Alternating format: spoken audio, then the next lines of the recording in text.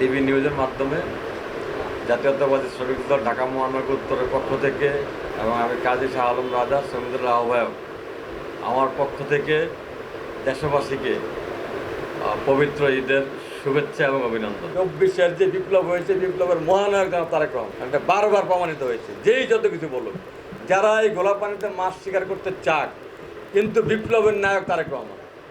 এই 24-এর যে বিপ্লব হয়েছে, এটা বিপ্লবের নায়ক, একমাত্র নায়ক তারেক রহমান। কারণ আমরা ওনার কথা, ওনার নির্দেশে দেশবাসী ছাত্র জনতা রক্ত দিয়েছে।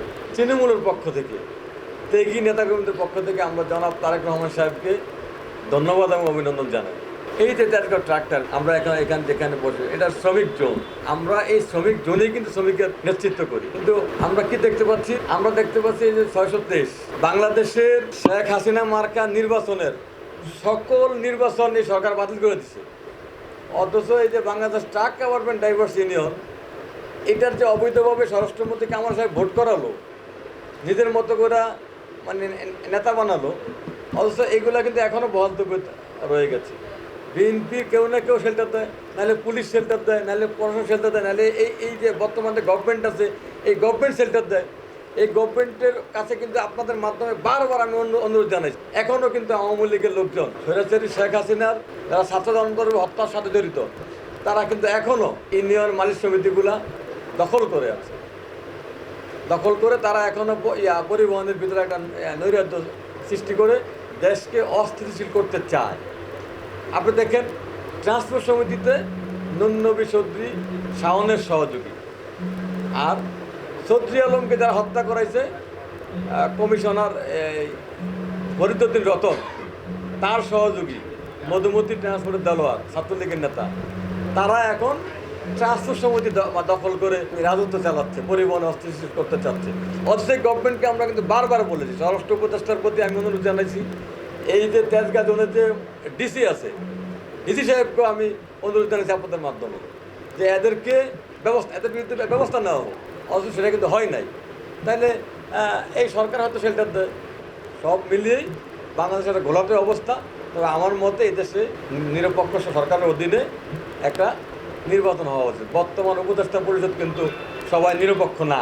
সবাই কেউ কিংস পার্টি নামে কিছু দল হয়েছে, তাদেরকে কেউ না কেউ শেল্টার করতেছে। এখানে একটা নিরপেক্ষ সরকার এসে একটা নির্বাচন হওয়া উচিত। শ্রমিক দলকে আমরা চেষ্টা করছি। তারপরও এই যে অনেক আছে সুবিধাভোগী হওয়ার কারণে বিভিন্ন জায়গায় শ্রমিক দলের নামদারি কিছু লোক আছে, বিভিন্ন অপকর্মের সাথে জড়িত থাকার কারণে যাদেরকে আমরা অব্যাহতি দিয়েছি, বাদ দিয়েছি, তারা এখন সংঘবদ্ধ হচ্ছে। কাদের নেতৃত্বে? এই কিংস পার্টির নেতৃত্বে সংঘবদ্ধ হয়। কী করে? আকার ইঙ্গিতে বলে যে আমাদেরকে কাজ কত দেয় না।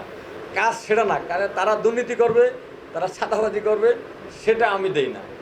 আমি বলছি এগুলো করা যাবে না, এগুলা করতে দেই না বিদায় তারা আমার বিরুদ্ধে অনেক সময় বিভিন্ন প্রপাগান্ডা ছড়ায়। তো আমরা কখনোই যে অপকর্ম করবে, চাঁদাবাজি করবে, রাহাজানি করবে, এর সাথে আমরা কখনই এটাকে আমরা সাপোর্ট করিও না, করতে চাইও না।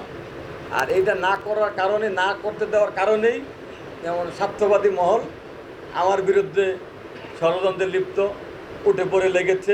পার্টির অ্যাক্টিভ চেয়ারম্যান জনাব তারেক রহমান সাহেবের কাছে আমি অনুরোধ জানাই যে এই স্বার্থন্বেষী মহল সবসময় আমার বিরুদ্ধে যে মানে প্রপাগান্ডা ছড়াচ্ছে, এটা আপনি দেখবেন।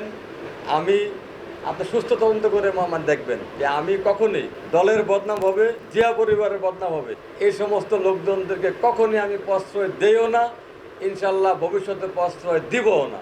এটা পার্টির একটি চেয়ারম্যানের কাছে দাবি জানাবো। আপনি বিষয়গুলা নজরে রাখবেন এবং আমরা চেষ্টা করব যাতে জিয়া পরিবারের ভাবমূর্তি দেশবাসীর কাছে উজ্জ্বল থাকে। তো ইনশাল্লাহ এবার ঈদ আশা করি, এবার ঈদটা হবে শ্বাসরুদ্ধকর যে আগে পরিস্থিতি ছিল সেটা এখন আর নাই।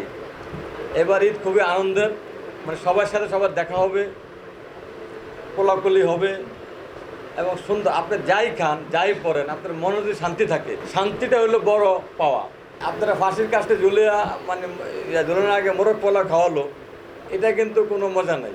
কিন্তু আপনি সুখে শান্তিতে থেকে দেশবাসীকে নিয়ে ডাল ভাত খেলে সেটা অনেক শান্তির, পরম শান্তির।